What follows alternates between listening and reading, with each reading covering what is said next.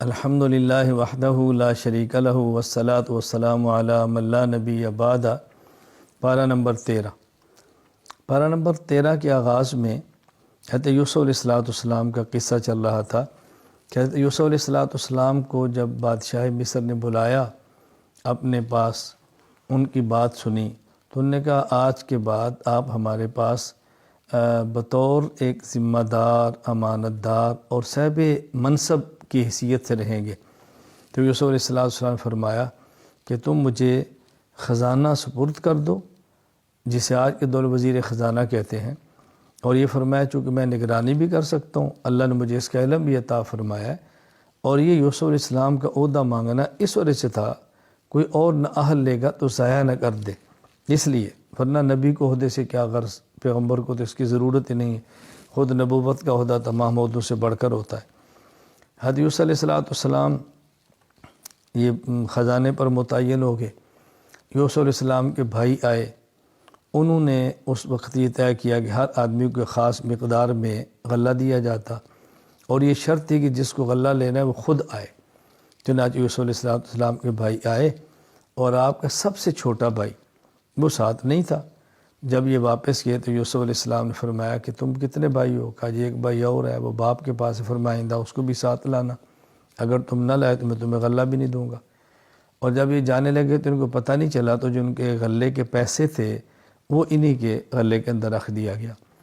واپس جا کر نے اپنے والد سے کہا کہ وہ جو مصر میں وزیر خزانہ ہیں، ان نے کہا کہ اپنے بھائی کو بھی ساتھ لاؤ، تو آپ ان کو ہمارے ساتھ بھیجو، ہم ان کی حفاظت بھی کریں گے۔ تو جب سامان کھولا تو اندر پیسے بھی تھے، انہوں نے کہا ابا جی پیسے واپس آ گئے ہیں، بہت نیک بادشاہ ہے۔ حضرت یعقوب علیہ السلام کو پہلے جھٹکا لگا ہوا تھا، تو آپ نے فرمایا میں چھوٹا بیٹا بھیجتا ہوں، لیکن اس کا ذرا تم نے خیال کرنا ہے، باقی جب تم مصر میں داخل ہو تو سارے ایک دروازے سے داخل نہ ہونا، الگ الگ دروازے سے داخل ہونا۔ مطلب یہ تھا کہ نوجوان ہے، کوئی نظر نہ لگ جائے، ایک تدبیر اختیار فرمائی، اپنے دروازے سے چلے گئے۔ حضرت یوسف علیہ السلام کے بھائی جب پہنچے چھوٹے بنیامین، تو حضرت یوسف علیہ السلام فرمایا کہ تم نے مجھے پہچانا، میں تو تمہارا بھائی ہوں۔ خیر ان کو ساری بات سمجھا دی، اور ایک تدبیر اختیار کی کہ یہ چھوٹے بھائی حضرت یوسف علیہ السلام کے پاس رہ جائیں۔ جب یہ لوگ واپس جانے لگے تو وہ پیمانہ جس سے غلے کو وہ جس سے غلہ دیتے تھے وہ ناپ کے، تو وہ پیمانہ حضرت یوسف علیہ السلام کے فرمانے پہ ان کو چھوٹے بھائی کے غلے کے اندر رکھ دیا گیا۔ جب یہ چلے تو ایک شخص نے اعلان کیا حکومت کی طرف سے بھی ہمارا وہ برتن تھا وہ چوری ہو گیا، تو ہمیں تلاشی دو۔ انہوں نے کہا ہم تو چور نہیں ہیں، کہ اگر تمہارے سامان میں برآمد ہوا تو پھر؟ انہوں نے کہا نکل آیا تو ہمارا اصول یہ ہے کہ جو چوری جیسے سامان برآمد ہوتا ہے اسی کو پھر رکھتے ہیں۔ تو اسی طرح کیا، خیر پہلے باقی بھائیوں کا سامان دیکھا، پھر ان کا دیکھا، بنیامین کے سامان سے وہ پیمانہ نکل آئے۔ تو انہوں نے کہا کہ آپ ایسا کریں، اس جگہ کو ہمیں رکھ لیں، ہمارے والد بوڑھے ہیں، وہ پریشان ہوں گے، تو آپ ان کو چھوڑ دیں۔ تو یوسف علیہ السلام فرمایا بھی ہم کیسے ظلم کر سکتے ہیں، تو جیسے چیز برآمد ہوگی اسی کو رکھا جائے گا۔ خیر رکھ دیا گیا۔ یہ واپس چل پڑے تو ان کے سب سے بڑے بھائی یہودا نے کہا کہ تم جاؤ، میں تو نہیں جا سکتا، پہلے باپ کو بہت چوٹ لگی ہے، باقی اگر والد کو شبہ ہو کہ ہم نے زیادتی کی ہے تو انہیں کہنا ساتھ قافلے والوں سے پوچھ لیں، ہمارا کوئی قصور نہیں ہے۔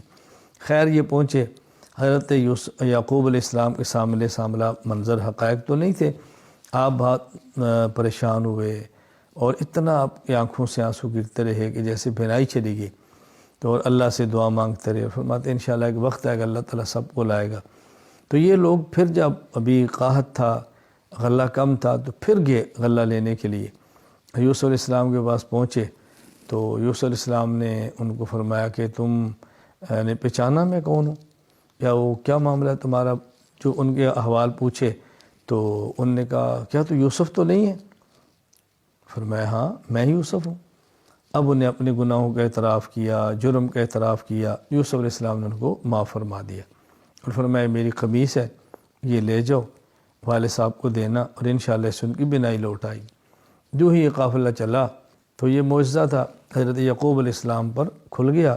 تو آپ نے فرمایا کہ مجھے اپنے بیٹے یوسف کی خوشبو آ رہی ہے۔ سبحان اللہ، اللہ نہ بتائیں تو قریب کنویں میں پڑا ہو، نہ بتائیں تو کئی سو کلومیٹر فاصلوں پر بھی بتا دیں۔ خیر جب یہ واپس پہنچے تو اپنے ساری صورتحال بتائی والد صاحب کو، قمیص دی، ان کی بنائی لوٹ آئی، تو پھر یہ والد، والدہ اور بھائی سارے یوسف علیہ السلام کے پاس پہنچے تو تعظیمی سجدہ کیا انہوں نے۔ یہ وہ خواب تھی یوسف علیہ السلام نے دیکھی تو اس کی آج تعبیر سچی نکلی کہ آپ کے بھائی ہیں، انی رأیت احد عشر کوکبا، 11 بھائی، پھر والد اور والدہ۔ یہ سجدہ تعظیمی تھا۔ عبادت کا سجدہ یہ تو حرام ہے، کبھی بھی جائز نہیں ہوا۔ ہاں تعظیمی سجدہ یہ ایک الگ چیز ہے، پہلی شریعتوں میں تھا، اب اس کی کوئی گنجائش قطعاً نہیں ہے۔ یہ مختصر سا اختصار سے میں نے واقعہ پیش کیا۔ یوسف علیہ السلام کے قصے کو اللہ پاک نے احسن القصص فرمایا ہے، بہترین قصہ ہے عبرت کے اعتبار سے، یکجا سارا بیان کیا۔ باقی انبیاء علیہ السلام کے قصے تھوڑے تھوڑے کر کے قرآن کریم کے اندر بیان ہوئے ہیں، یوسف علیہ السلام کا قصہ یکجا اللہ تعالیٰ نے سارا بیان فرمایا ہے۔ سورۃ الرعد، اس کے آغاز میں اللہ تعالیٰ نے توحید کو، رسالت کو، قیامت کو، جو بنیادی عقائد ہیں دلائل کے ساتھ بیان فرمایا۔ پھر اللہ تعالیٰ نے سورت میں حق اور باطل کی مثال دی ہے کہ باطل ایک مرتبہ ایسے ہوتا ہے جیسے سیلاب آتا ہے، پانی چڑھ جاتا ہے اور اس کے اندر میل کچیل بھی ہوتی ہے، جھاگ بھی ہوتی ہے، تو ایسے جھاگ وہ یعنی نظر آتا ہے کہ پتہ نہیں کیا ہوگا، لیکن تھوڑی دیر بعد جب پانی گزرتا ہے جھاگ ختم ہو جاتی ہے اور خالص چیزیں نیچے رہ جاتی ہیں۔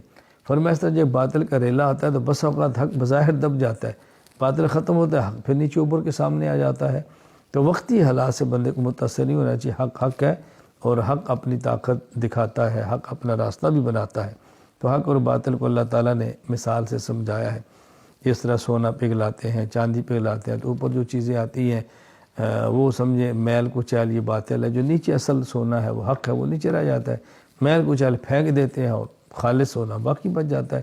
اسی طرح باطل آتا ہے اور ختم ہو جاتا ہے اور حق باقی رہ جاتا ہے۔ اللہ تعالیٰ نے پھر اس صورت میں متقین کی صفات کو بیان فرمایا ہے، عہد کو پورا کرتے ہیں، رشتہ داروں سے صلہ رحمی کرتے ہیں، اللہ تعالیٰ حکم کے مطابق جوڑ پیدا کرتے ہیں، بلا وجہ توڑتے نہیں ہیں، صبر کرتے ہیں، نماز کی پابندی کرتے ہیں، اللہ کے راستے میں خرچ کرتے ہیں۔ اور جو لوگ فساق ہیں ان کے اندر یہ صفات نہیں ہیں، اللہ تعالیٰ میں متقین اور صالحین میں شامل فرمائے۔ پھر آخر میں اللہ تعالیٰ نے اپنے پیغمبر کو تسلی دی ہے کہ یہ کہتے ہیں تو رسول نہیں، آپ ان کی پرواہ نہ کریں، آپ فرما دیں کہ اللہ کافی ہے میرے گواہی دینے کے لیے، اور جن کے پاس کتاب کے علم ہے وہ بھی جانتے ہیں کہ میں سچا رسول ہوں۔ آگے سورہ ابراہیم، اس سورہ ابراہیم کے اندر اللہ تعالیٰ نے ایک تو قرآن کریم کو نازل الحکمت بیان فرمائی ہے، لتخرج الناس من الظلمات الی النور، کہ قرآن کریم نازل ہوا، اس سے ظلمت چھٹ جاتی ہے، نور صاف ہو جاتا ہے، یعنی ظلمت الگ ہے اور نور الگ ہے۔ حق اور باطل کو قرآن کریم الگ الگ کر دیتا ہے۔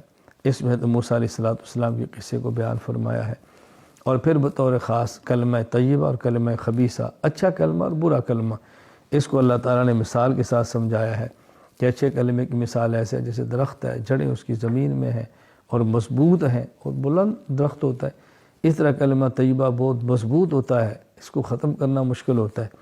اور جو کلمہ خبیثہ ہے وہ ایسے ہے جیسے ایک درخت ہے جس کی جڑیں بھی مضبوط نہیں، جدھر سے ہوا آئی تو اس کو اکھاڑ کے لے گئی۔ خیر کلمہ طیبہ کو اللہ نے ایک اچھے درخت، مضبوط درخت اور بڑے درخت کے ساتھ تعبیر کر کے مثال دے کر سمجھایا۔ اس پارے کے آخر میں اللہ تعالیٰ نے ابراہیم علیہ السلام کی دعا کا ذکر کیا، جب آپ اپنے بیٹے اسماعیل اور اپنی بیوی ہاجرہ کو چھوڑ کے کعبہ میں گئے تو دعا مانگی ہے، اے اللہ کریم یہاں پہ ان کو رزق دے دینا، اللہ کریم امن کا گہوارہ بنا دینا، میرے ماننے والے ہیں جو میری اولاد ہے، اے اللہ ان کے اوپر اپنا خاص کرم فرمانا۔